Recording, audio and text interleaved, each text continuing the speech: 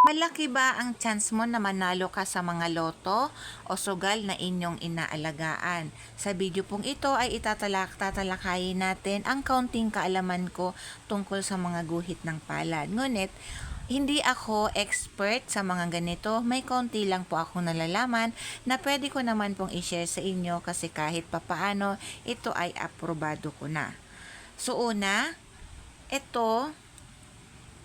Etong dito sa may palasingsingan nyo at dito sa may gitna, ito dapat maumbok ito. Kasi ito ay isa sa mga basihan na kayo ay mananalo o madalas kayong mananalo sa loto kung mahilig kayo tumaya. So pansinin nyo yung sa akin, maumbok po talaga siya. Kaya ako naman talaga po ay nananalo ako, hindi lang naman kalakihan, at least nananalo ako. So ayan, ito po ay maumbok siya. Ito ang babasihan nyo.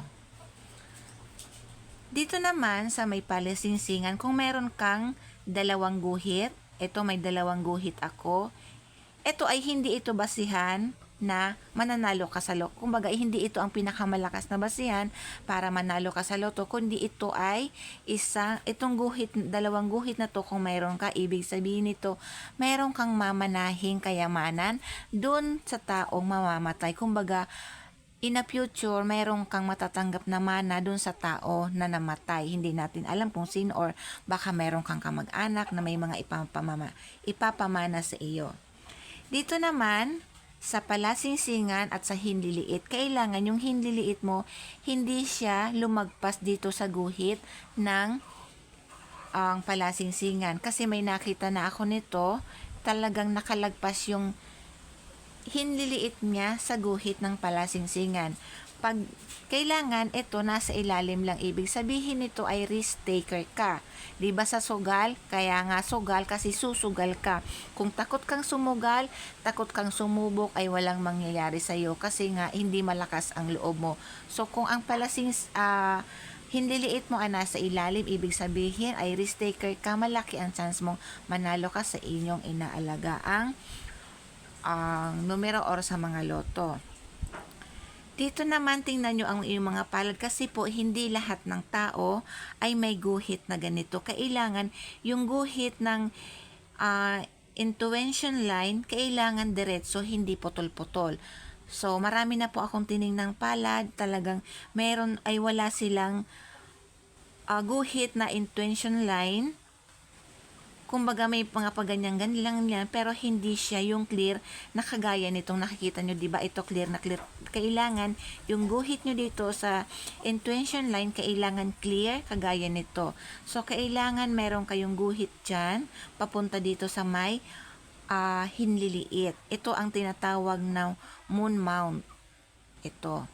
Pag meron ka nito na guhit, malaki ang chance mong manalo sa mga inaalagaan mong numero. Tapos kailangan meron ka rin ditong greater triangle. Malaking triangle siya. So iba yung money triangle, 'di ba? Pa nakakita ka dito ng triangle kahit na maliit, money triangle doon, iba 'yon kumpara dito. Doon naman sa money triangle, magaan lang ang pasok sa iyo ng pera. Dito naman ay malaki ang chance mong manalo sa loto. So pag meron ka nito dito, galing dito sa may ganyan, pag ganyan siya, makikita nyo po yan. Kailangan po clear na clear yung guhit kagaya nito, clear siya, 'di ba? Clear siya. So dapat clear na clear yung guhit. Ang tawag diyan ay greater triangle. Isa yan sa mga basihan na mayroon na mananalo ka sa inalagaan mong numero. Dito naman, kung mayroon kang dalawang guhit dito sa gilid, kailangan po lahat ng guhit natin ay clear. Kung may dalawang guhit ka dito, maswerte ka kasi laging may bigla ang darating na pera sa'yo. So, maaaring pag pinagsama-sama mo to ay kung magsisikap ka na magtaya ka ng magtaya, risk taker ka, ay may posibilidad na manalo ka kung lahat ng ito ay nasa palad mo. Kasi itong dalawang guhit na ito ay bigla ang dating ng pera. So kahit sa anong aspeto ng pera ay laging may biglang darating sa iyo na hindi mo inaasahan. So ito naman ay mga basihan lang natin. Inuulit ko, hindi ako expert. Ngunit kung ikaw ay mananalo ka sa mga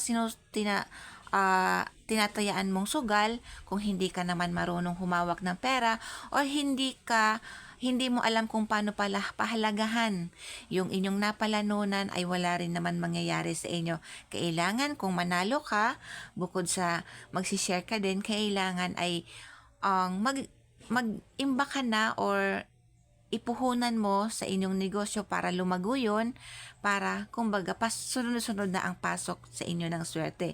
Hindi pwedeng tumama ka ngayon tapos happy-go-lucky ka, one day millionaire, wala ding mangyayari. Tandaan nyo po, ang swerte na dumarating sa ating buhay ay hindi sa lahat ng oras ay umaayon sa atin ang swerte. So maraming salamat mga kaswerte, mag-iingat po ang lahat.